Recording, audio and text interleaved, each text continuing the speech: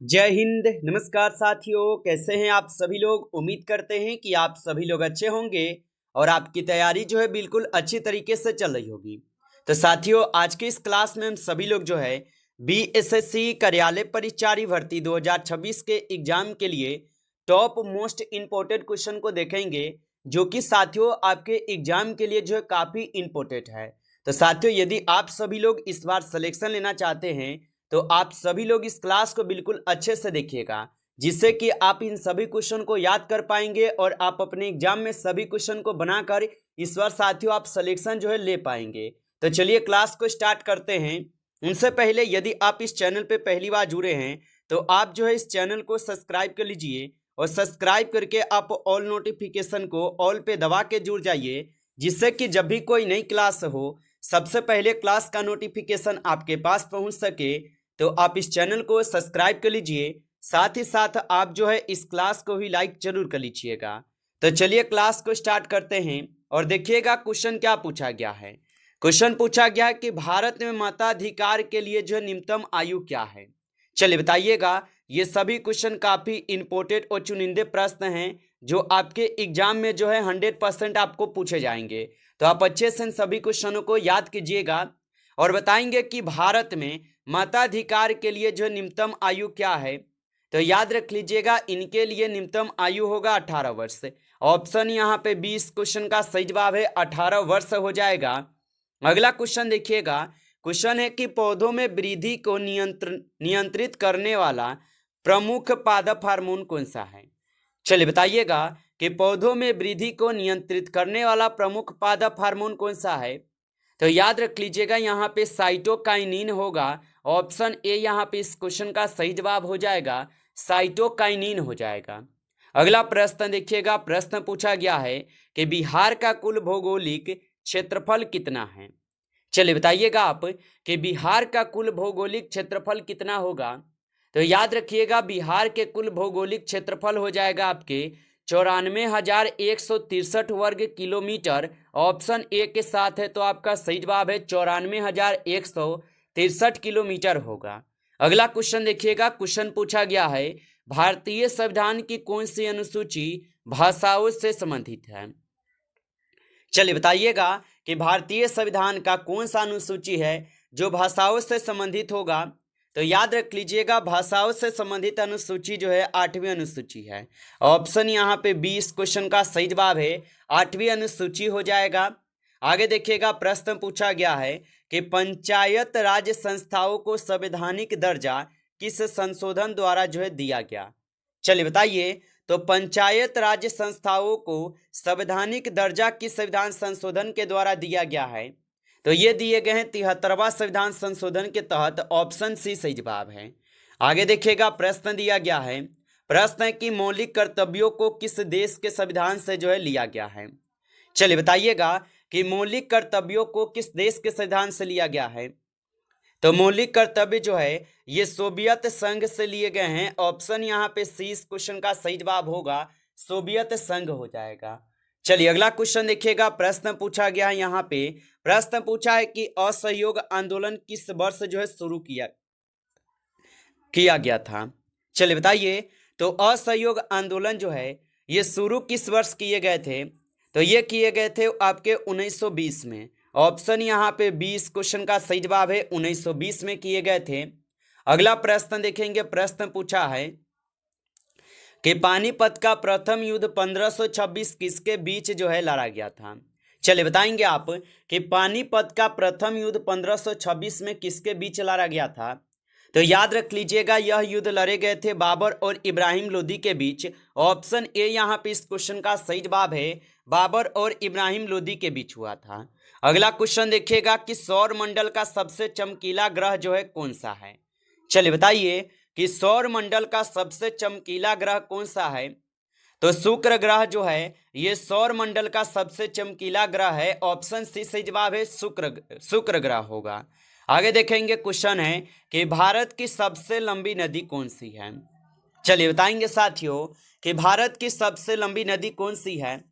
तो याद रखिएगा, भारत की सबसे लंबी नदी जो है गंगा नदी है। ऑप्शन यहाँ पे डी सही जवाब है, गंगा नदी हो जाएंगे।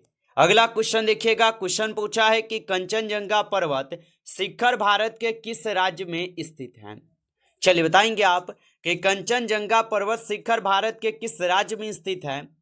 तो याद रख लीजिएगा, यह स्थित हो जाएंगे सिक्किम राज्य में। ऑप्शन सी सही जवाब है, सिक्किम राज्य में। आगे देखेंगे, क्वेश्चन यहाँ पे दिया गया है। क्वेश्चन है कि वेदों की ओर लौटो का नारा किसने दिया था। चलिए बताएंगे आप कि वेदों की ओर लौटो का नारा किसने दिया था। तो याद रखेंगे, वेदों की ओर लौटो का जो नारा है ये दिए हुए थे किसने। तो ये दिए थे दयानंद सरस्वती जी। ऑप्शन आपका सी सही जवाब है, दयानंद सरस्वती दिए थे। आगे देखेंगे, क्वेश्चन दिया गया है कि मानव शरीर की सबसे बड़ी ग्रंथि कौन सी है। चलिए बताएंगे आप कि मानव शरीर की सबसे बड़ी ग्रंथि जो है यहाँ पे कौन है। तो मानव शरीर की सबसे बड़ी ग्रंथि जो है यकृत हो जाएगा। ऑप्शन यहाँ पे बी सही जवाब है, यकृत होगा। आगे देखिएगा, क्वेश्चन पूछा गया है कि प्रकाश वर्ष जो है ये किसकी इकाई है। चलिए बताएंगे आप। और आप अभी तक इस क्लास को लाइक नहीं किए हैं तो आप इस क्लास को लाइक कर लीजिए। नए जुड़े हैं इस चैनल पे तो आप इस चैनल को भी सब्सक्राइब करके ऑल नोटिफिकेशन को ऑल पे दबा के जुड़ जाइए, जिससे कि जब भी कोई नई क्लास हो सबसे पहले क्लास का नोटिफिकेशन आपके पास पहुंच सके। तो आप इस चैनल को सब्सक्राइब जरूर कर लीजिएगा।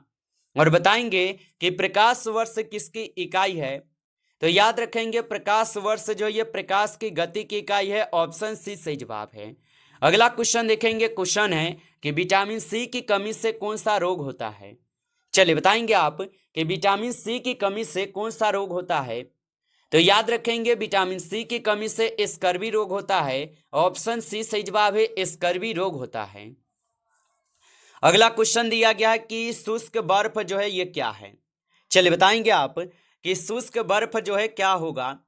तो याद रखेंगे, शुष्क बर्फ जो होगा ये आपके ठोस कार्बन डाइऑक्साइड होगा। ऑप्शन यहाँ पे 20 क्वेश्चन का सही जवाब है।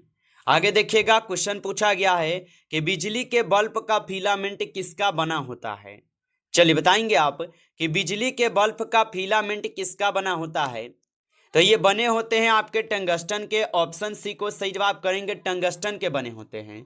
आगे देखिएगा, क्वेश्चन पूछा है कि रक्त का थक्का जमने में कौन सा विटामिन जो है यहाँ पे सहायक है। चलिए बताएंगे आप कि रक्त का थक्का जमने में कौन सा विटामिन सहायक है।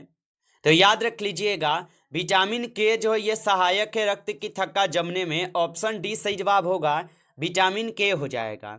आगे देखिएगा, क्वेश्चन पूछा गया है कि भारत में नीली क्रांति का संबंध किससे है। चलिए बताएंगे आप कि भारत में नीली क्रांति का संबंध किससे हो जाएगा। तो भारत में नीली क्रांति का जो संबंध हो जाएगा ये संबंध हो जाएंगे आपके मत्स्य उत्पादन से। ऑप्शन यहाँ पे सी सही जवाब है, मत्स्य उत्पादन से। आगे देखेंगे, क्वेश्चन पूछा गया है कि भारत का केंद्रीय बैंक कौन सा है। चलिए बताएंगे आप कि भारत का केंद्रीय बैंक कौन सा है। तो भारत का केंद्रीय बैंक है भारतीय रिजर्व बैंक। ऑप्शन यहाँ पे सी इस क्वेश्चन का सही जवाब है, भारतीय रिजर्व बैंक होगा। आगे देखेंगे, क्वेश्चन पूछा गया है कि जीएसटी भारत में कब जो है लागू किया गया था। चलिए बताएंगे आप कि जीएसटी भारत में कब लागू हुआ।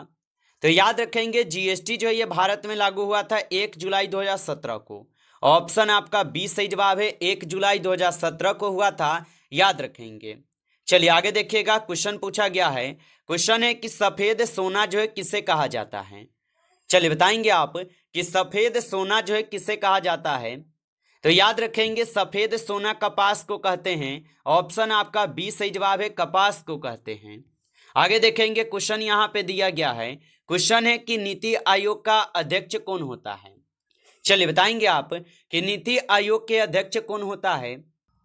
तो नीति आयोग के अध्यक्ष होते हैं प्रधानमंत्री। ऑप्शन आपका सही जवाब है, प्रधानमंत्री होता है। आगे देखेंगे, प्रश्न पूछा है भारत में सबसे अधिक कोयला भंडार जो है ये किस राज्य में पाया जाता है। चलिए बताइएगा आप कि भारत में सबसे अधिक कोयला भंडार किस राज्य में पाया जाता है। तो भारत में सबसे अधिक कोयला भंडार जो है झारखंड में पाई जाती है। ऑप्शन सी सही जवाब है, झारखंड में पाई जाती है। अगला प्रश्न देखेंगे, प्रश्न है वर्तमान में भारत के मुख्य चुनाव आयुक्त कौन हैं। चलिए बताएंगे आप कि वर्तमान में भारत के मुख्य चुनाव आयुक्त कौन होगा। तो याद रखिएगा, वर्तमान में भारत के मुख्य चुनाव आयुक्त राजीव कुमार है। ऑप्शन ए सही जवाब है, राजीव कुमार होगा। आगे देखेंगे, प्रश्न पूछा गया है कि हाल ही में G20 शिखर सम्मेलन 2023 की मेजबानी जो है ये किस देश ने की थी। चलिए बताएंगे आप कि हाल ही में G20 शिखर सम्मेलन 2023 की मेजबानी किस देश ने किया है। तो याद रख लीजिएगा, ये किए गए हैं भारत के द्वारा। ऑप्शन आपका बी सही जवाब है, भारत किए हैं। आगे देखिए, प्रश्न पूछा है कि इसरो का मुख्यालय कहाँ स्थित है। चलिए बताएंगे आप कि इसरो का मुख्यालय जो है कहाँ स्थित हो जाएगा। तो याद रखेंगे, इसरो का मुख्यालय आपके बेंगलुरु में स्थित है। ऑप्शन आपका सी सही जवाब है, बेंगलुरु में। आगे देखेंगे, प्रश्न है कि विकसित भारत 2047 का लक्ष्य क्या है। चलिए बताएंगे आप कि विकसित भारत 2047 का लक्ष्य क्या होगा। तो विकसित भारत 2047 का लक्ष्य जो होगा, भारत को एक विकसित राष्ट्र बनाना होगा। ऑप्शन यहाँ पे बी सही जवाब है, याद रखेंगे। आगे देखेंगे, क्वेश्चन है कि ऑस्कर 2024 में सर्वश्रेष्ठ फिल्म पुरस्कार जो है किसे मिला है। चलिए बताएंगे आप कि ऑस्कर 2024 में सर्वश्रेष्ठ फिल्म पुरस्कार जो है किसे मिला है। तो ये मिले हुए हैं आपके यहाँ पे ओपेनहाइमर को। ऑप्शन ए सही जवाब है। आगे देखेंगे, प्रश्न पूछा गया है। प्रश्न क्या है कि वर्तमान में बिहार के राज्यपाल कौन हैं। चलिए बताएंगे आप कि वर्तमान में बिहार के राज्यपाल कौन हैं। तो अभी वर्तमान में देखा जाए तो राजेंद्र विश्वनाथ आर्लेकर है। ऑप्शन यहाँ पे बी सही जवाब है। आगे देखेंगे, प्रश्न पूछा है कि बिहार का शोक किस नदी को कहा जाता है। चलिए बताएंगे आप कि बिहार का शोक किस नदी को कहते हैं। तो बिहार का शोक कहते हैं हम सभी लोग किसे, तो याद रख लेंगे, कोसी नदी को कहते हैं। ऑप्शन सी सही जवाब है। आगे देखिए, क्वेश्चन पूछा है कि बिहार के किस जिले में सबसे अधिक वर्षा होती है। चलिए बताएंगे कि बिहार में किस जिले में सबसे अधिक वर्षा होती है। तो किशनगंज को आप लोग याद रखेंगे। ऑप्शन बी सही जवाब है, किशनगंज। आगे देखिए, क्वेश्चन दिया गया है कि वाल्मीकि राष्ट्रीय उद्यान बिहार के किस जिले में स्थित है। चलिए बताएंगे, तो वाल्मीकि राष्ट्रीय उद्यान बिहार के किस जिले में स्थित है। तो ये पश्चिमी चंपारण में स्थित है। ऑप्शन बी सही जवाब है, पश्चिमी चंपारण। आगे देखेंगे, क्वेश्चन यहाँ पे दिया गया है कि बिहार का सबसे गर्म जिला कौन सा है। चलिए बताएंगे आप कि बिहार का